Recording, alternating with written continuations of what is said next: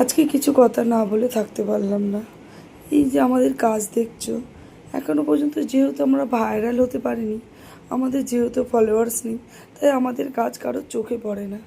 আর যারা দেখো এখনও পর্যন্ত তাদের কোনো অভিজ্ঞতাই নেই, কিছুদিন আগে কাজ শিখে বেরিয়ে তারা আজ ক্লাস চালু করে দিচ্ছে, তাদের আজ এত মেকআপের কাজ পাচ্ছে।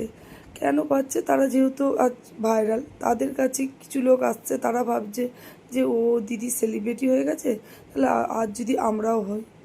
কিন্তু কি বলো তো, আজ আমরা এত বছর কাজ শিখে এত অভিজ্ঞতা হয়েও আজ আমরা সবার কাছে ভাইরাল হতে পারলাম না, আজ আমরা কাজ পাই না।